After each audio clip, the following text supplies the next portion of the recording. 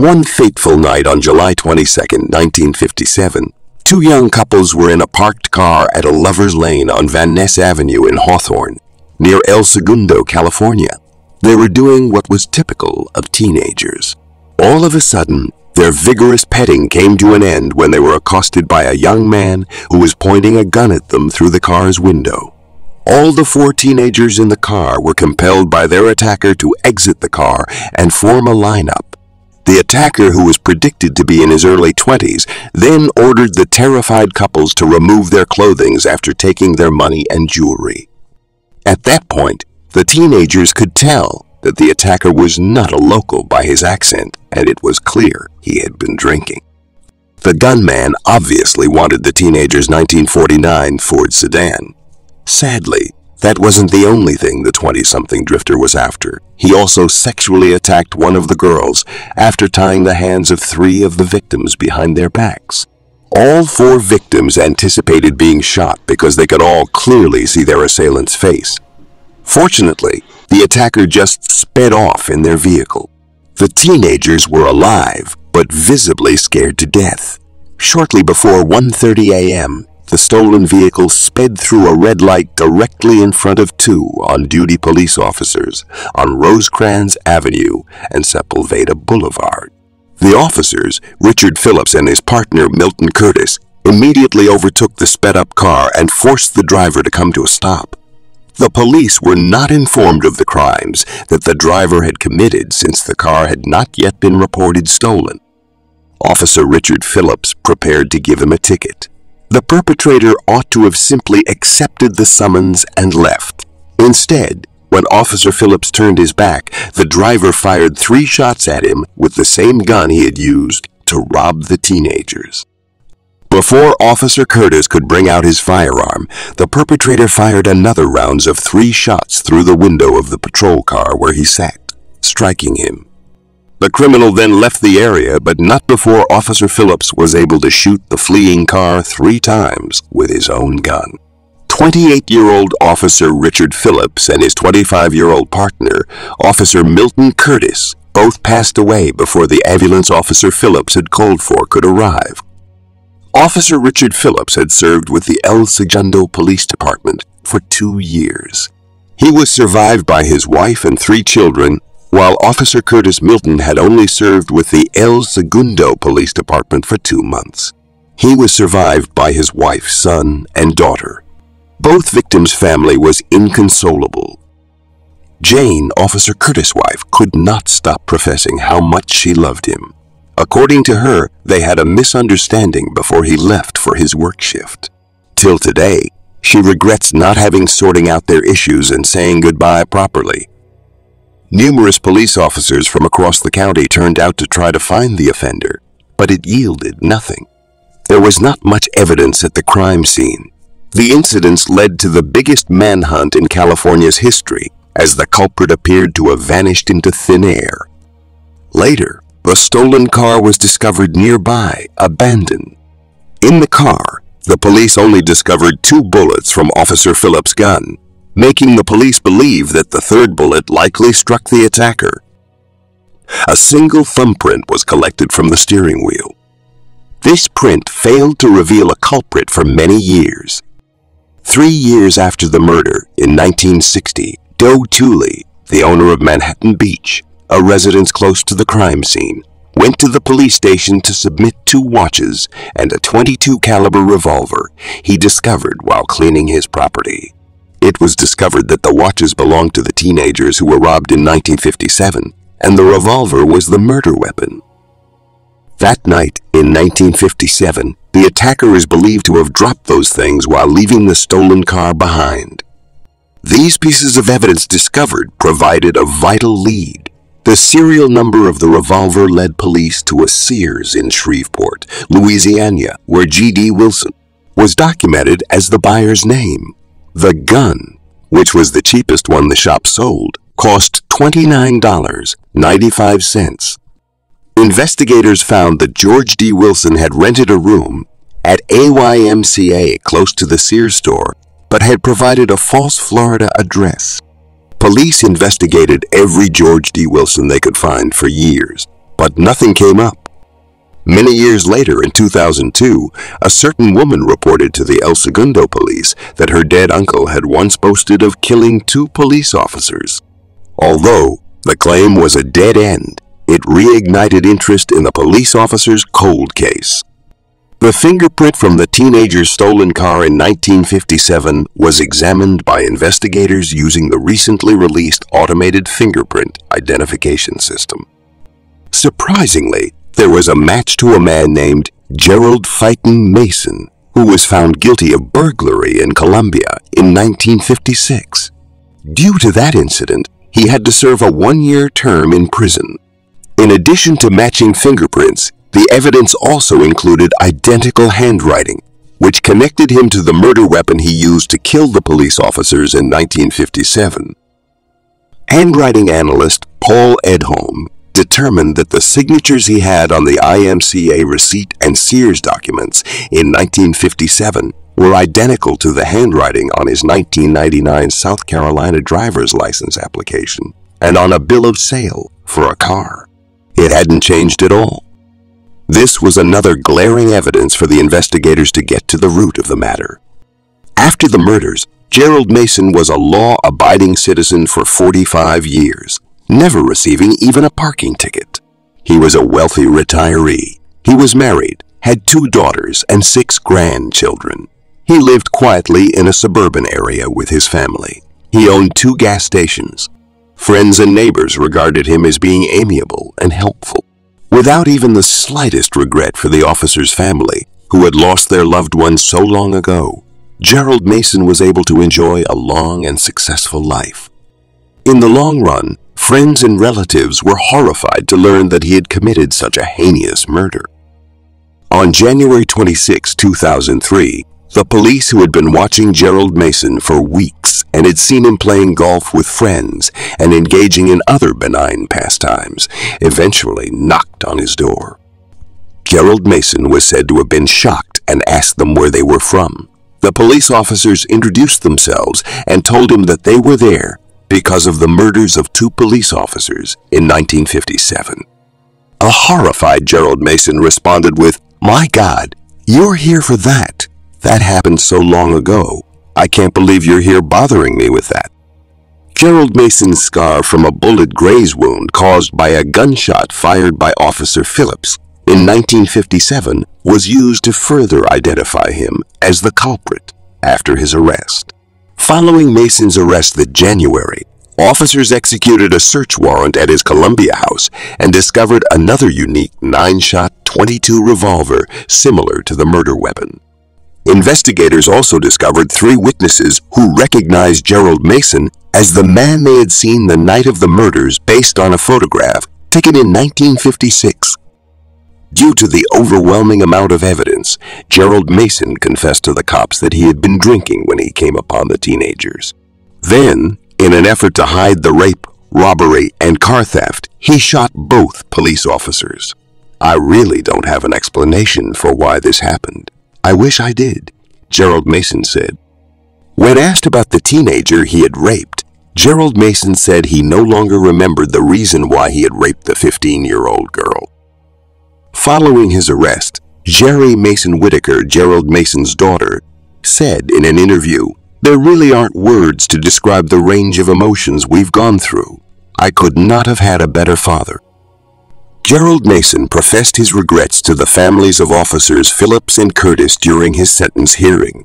"It's impossible to express to so many people how sorry I am. I do not understand why I did this. It does not fit in my life. It is not the person I know. I detest these crimes," he said. The surviving families of the victims did not feel any iota of sympathy for Gerald Mason as they pour out their pains in court. "Your cowardly act shattered our lives forever. You caused our mother to become a widow with 3 babies to raise alone," said Carolyn Phillips, Officer Richard Phillips' daughter. The other slain officer's son, Keith Curtis, claimed outside of court that Gerald Mason's in-court apology had not touched him. "Mr. Mason is sorry now, and we heard his apology speech. He wasn't sorry for 45 years, And the only reason we're hearing that apology now is because he got caught, Keith Curtis said. Gerald Mason was given 2 consecutive life sentences with a minimum of 7 years after entering a guilty plea. As part of the agreement, the rape, robbery, and grand theft charges were dropped, sparing Mason's family from hearing about how he had raped a teenage girl, as well as the living victims from having to testify. Gerald Mason's application for parole was denied in 2009. He won't have to appear in front of the panel again for a maximum of 15 years, until March 2024, when he will be 90 years old. Prosecutors in California were adamant that he would never be freed. His plea agreement allowed him to serve his prison term close to his family. Thus, he was detained in South Carolina. However, on January 22, 2017, 9 days before his 83rd birthday, Mason passed away in prison. He had served 14 years behind bars. His next parole hearing was 7 years away. When Etan Patz disappeared on his way to school, his family were unaware of what had happened to him until after school hours were over and he never returned home. The search for Etan Patz began, and parents around New York became alarmed in such a way that they started changing the way many of them watched over their children. Now, almost 40 decades later, a man has been identified as the perpetrator. Ethan Khalil Patz was born on October 9, 1972 to Julie and Stanley Patz in Manhattan, New York. He was the middle child. He had an elder sister and a younger brother. At the time of Etan's disappearance, he and his family lived in the Soho neighborhood of Lower Manhattan. Soho is an acronym for South of Houston Street, a name that was first used by renowned developer Chester Rapkin in 1962. Today, South of Houston Street is famous for its boutiques, art galleries, and loft living spaces. Famous celebrities like Dakota Fanning, Alicia Keys, Daniel Craig, John Legend, Justin Timberlake, and Samuel L. Jackson are known to reside or have resided there. The neighborhood might be safe for habitation now, but it wasn't always like that in the 1970s. It was much rougher. The overall appearance of New York City was substantially different back then than it is today. The city had been tainted by a financial crisis from which many believed it would never fully recover. There were high unemployment rates, a significant flight to the suburbs, and attacks on the subway. Times Square was known for its prostitutes and pimps, and Central Park was feared for robbery and rape. Abandoned buildings were occupied by drug dealers and the homeless. Tourists were not left out of attacks and robbery back then. The Council of Public Safety, composed of police, firefighters, and other unions, published a pamphlet titled "Welcome to Fear City" with a large skull on the cover. The pamphlet advised tourists not to go outside after 6 o'clock, not go out of Midtown. They must make a taxi call before leaving their hotels. They should never take a subway ride, and they should leave no belongings in the hotel safe. At the time, when a visitor or tourist come to New York and see such pamphlet, they would undoubtedly turn around and leave. Consider what Etan Patz's neighborhood may have looked like then.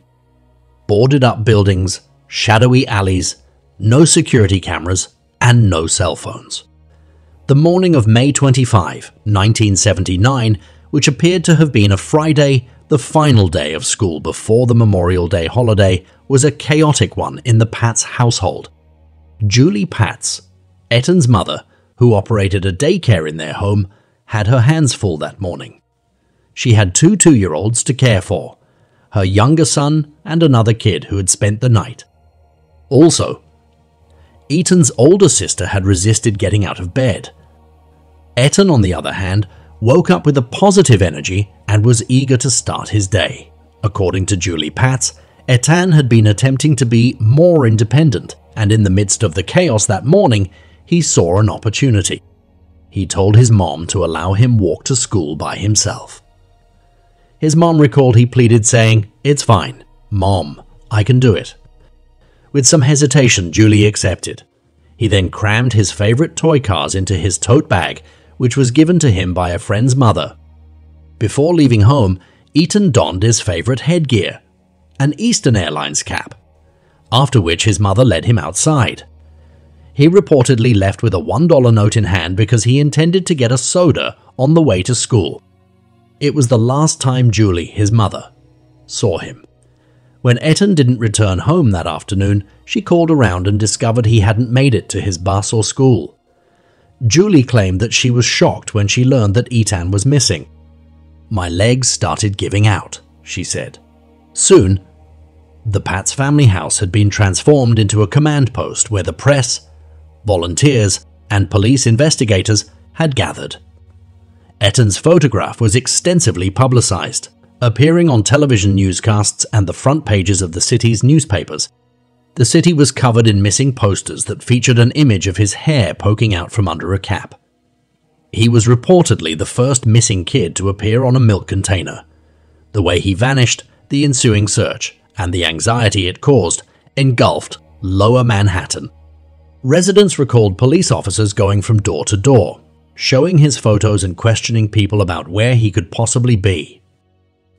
Etan's disappearance caused a huge stir even outside his neighborhood.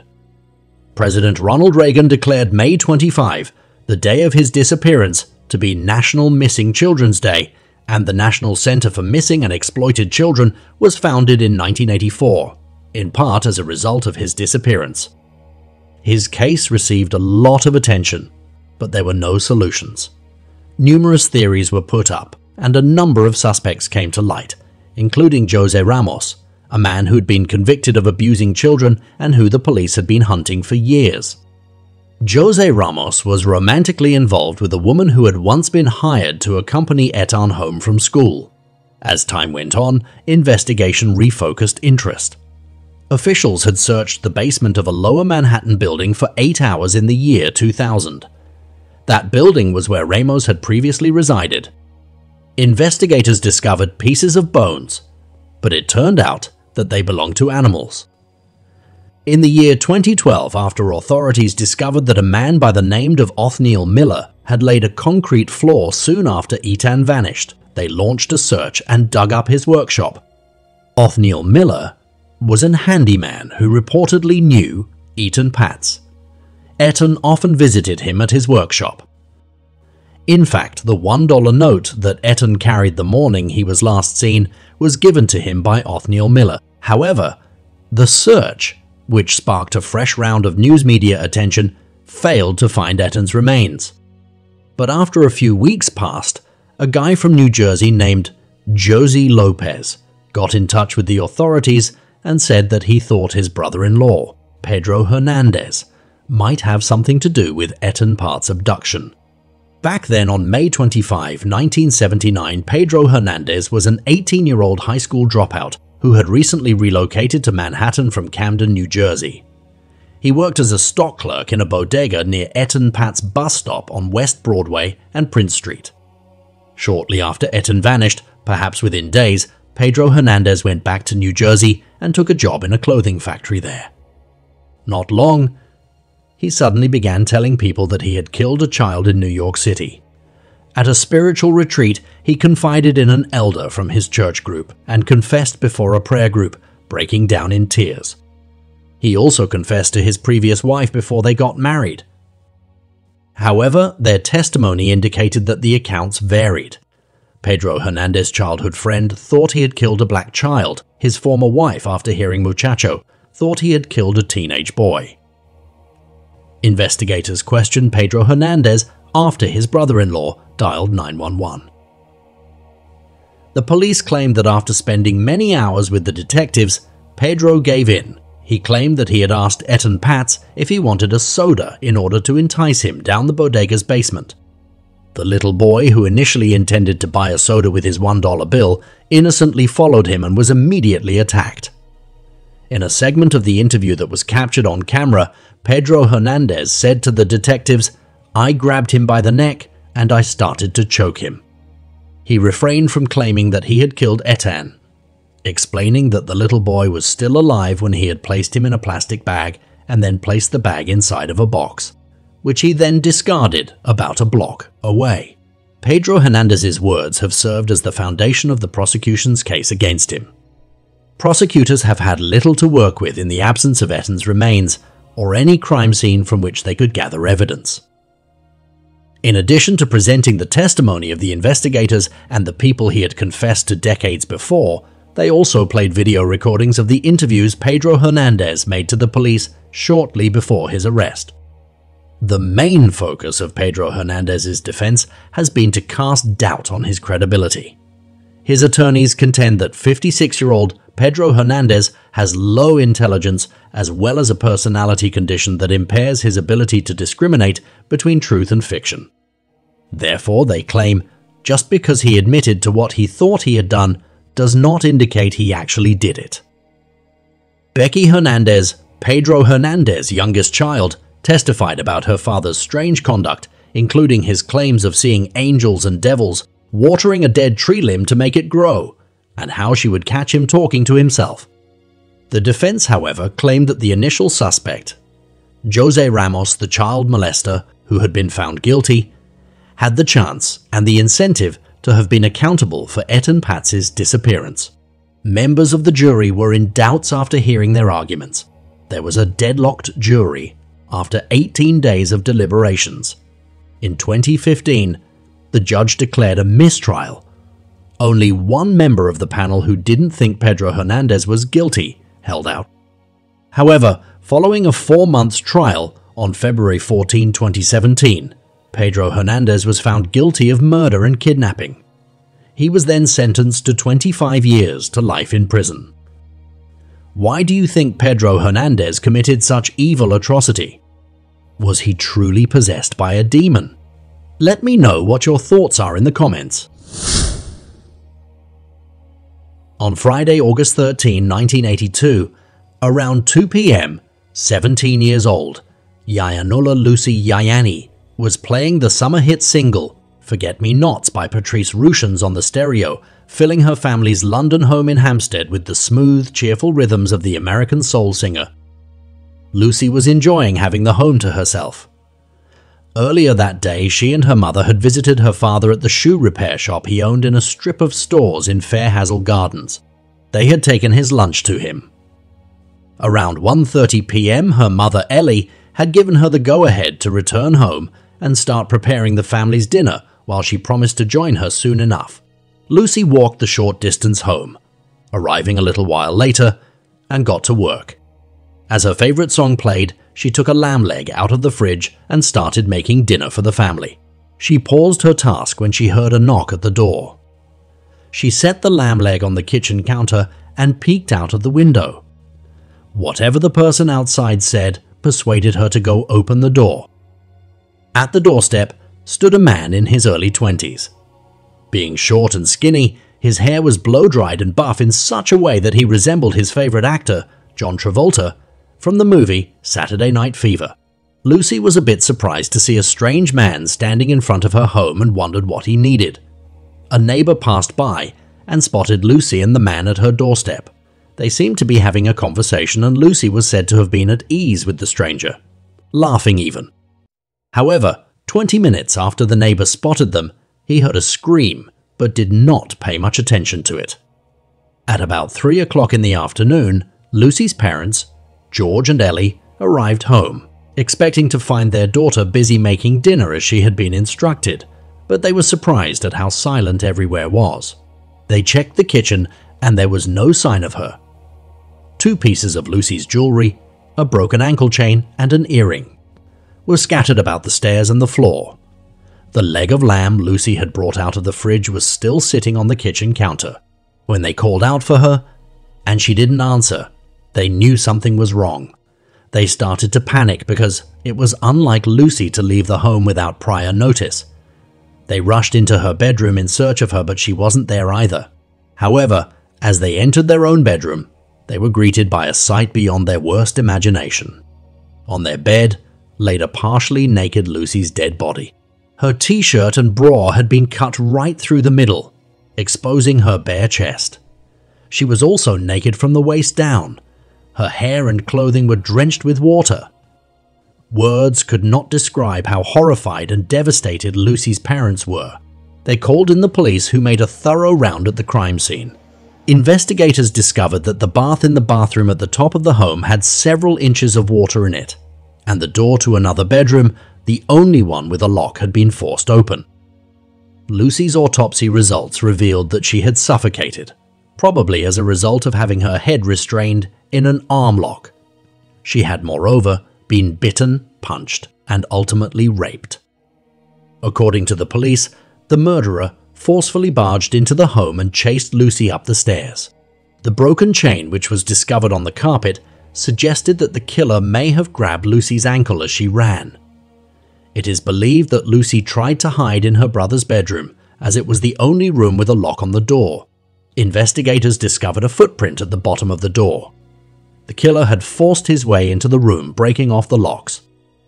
More of Lucy's jewelry was discovered upstairs, including a damaged ring and a bangle, indicating that she fought and raced from room to room in order to escape her attacker. Since her clothes and hair were completely drenched, the police suspect that the attacker finally cornered Lucy in the bathroom as she tried to hide in the bathtub. Lucy's murder horrified the neighborhood and spurred a massive manhunt, but it took decades for the case to be solved. Evidence such as semen was found on Lucy's body, but as DNA testing was not available in 1982, the sample was useless at the time. Unknown finger and palm prints were also removed off the bath's rim. The murder of Yanula Lucy Yanni generated a lot of media attention. A week after her murder, Lucy's sister Maria bravely recreated Lucy's final movement as she walked home from the shoe repair shop for the television program, Police 5. In Belsize Road, a mobile police station was set up where more than 1,000 people gave witness accounts and fingerprint samples. No one was able to identify the individual who had knocked on the Yanni's door despite the intensive police investigation and community help. Investigations showed that Lucy, Maria, and their mother, Ellie, were followed twice by a guy close to their home 3 months prior to the murder. He was described as being between the ages of 22 and 25, standing at 5 feet 6 inches, with a Mediterranean complexion and having black hair that was combed back. On the 1-year and 2-year anniversary of Lucy's murder, further appeals were submitted. In 1984, on BBC Crime Watch, a composite sketch of the man Maria and her mother had seen was displayed. The case was once again featured on BBC Crime Watch in 2000, however. This time there was no resolution. In 2003, 5,000 appeal flyers were distributed to nearby homes, and a £10,000 reward was offered for anyone who had a vital lead that could pinpoint the culprit. Metropolitan officers and scientists have routinely examined Lucy's murder case over the years to see if advancements in forensic science would offer some clues. An incomplete DNA profile for a semen stain on the bedspread where Lucy had been discovered was taken by a scientist in 1999. Additional testing revealed that it matched the fragment of DNA retrieved from Lucy's body. In 2003, a near-complete DNA profile of the semen stain on the bedspread was acquired using a more advanced profiling approach. The DNA profile was checked against the National DNA Database, but there were no matches. Even though the case was reopened, it could not progress any further. 12 years later, in December 2015, a man named James Warnock from Camden, northwest London, was arrested by the police for having pornographic photographs of children. Police had no idea they had caught a killer. As a routine, Warnock offered a DNA sample that was entered into the national database. Surprisingly, his DNA was a nearly perfect match with the semen discovered on the bedspread where Lucy was discovered. The likelihood that the sample may have come from someone else was assessed to be 1 in a billion. A break in the case came when police had started to believe that Lucy's murderer was either dead or had relocated overseas. Investigators had looked into Australia and Cyprus, not knowing that the perpetrator remained in the neighborhood the entire time. On January 12, 2016, officers tracked James Warnock down and discovered him waiting for them while quietly drinking beer in his underwear. Aside from the police matching his DNA and fingerprints, they were able to confirm that the sketch created from eyewitness accounts of the culprit was startlingly close to photographs of James Warnock that had been taken at the time. James Warnock was taken into custody first for a murder investigation and then for rape. Warnock, who was 22 at the time he killed Lucy, lived with his wife, a little more than half a mile from the Yaines family home, and had been working as a tiler in a nearby street. When questioned by police about the murder, Warnock claimed he liked to chat and have a laugh and had a similar appearance to John Travolta at the time of the crime. He denied raping and killing Lucy. He said to the police in many interviews that he had been seeing Lucy in secret after she drew his attention when he allegedly brought some boots into her father's shoe repair shop. He claimed Lucy had a lovely smile. He went on to tell investigators that he and Lucy happened to run into each other by coincidence in another store and struck up a conversation. According to him, they subsequently met 6 or 7 times, and their relationship quickly became intimate, and that explains why his DNA was found on the bedspread. Officers were able to quickly refute Warnock's assertions because a medical examiner and Lucy's family had revealed that she had been a virgin before being raped and killed. During the trial, despite evidence to the contrary, James Warnock insisted that he used to visit their home to have sex with Lucy, forcing Lucy's brothers, Rick and Petros, as well as her sister, Maria, to sit through his arguments. They wept and hung their heads as he told jurors of fictitious sexual encounters, saying, "It was always nice. It was not, vigorous or anything. We didn't go mad. It was very quick. It was gentle." The prosecution maintained that in the months leading up to the murder, James Warnock was allegedly stalking Lucy on the street because he had seen her and was attracted to her. However, they had never been close, and when he saw her coming home alone that day, he simply knocked on her door and saw a chance to carry out his evil deed. James Warnock, who compared himself to his favorite actor, John Travolta, saw himself as an irresistible young man who thought every woman would fall at his feet when he asked. When Lucy rejected his attempts to charm his way inside, he was probably hurt by her rejection, and so he broke down the door to get inside and pursued her up the stairs, where he eventually accomplished his horrible task. The trial lasted for just 2 hours, and a jury at the Old Bailey found James Warnock guilty of murder, and Recorder of London, Nicholas Hilliard QC, sentenced him to life in prison with a minimum of 25 years. James Warnock was also given concurrent sentences of 20 years for rape and a 4 to 5 year sentence after pleading guilty to 6 counts of disseminating pornographic pictures in 2013. Lucy's brother, Rick, claimed that the incident had left the family forever damaged. The magnitude and horror of what happened that day is indescribable. "We never gave up hoping and are truly grateful to the police for finally bringing him to justice," Rick said. Thank you all for watching. Let me know what your thoughts about this case are in the comment. Do not also forget to support the channel by subscribing.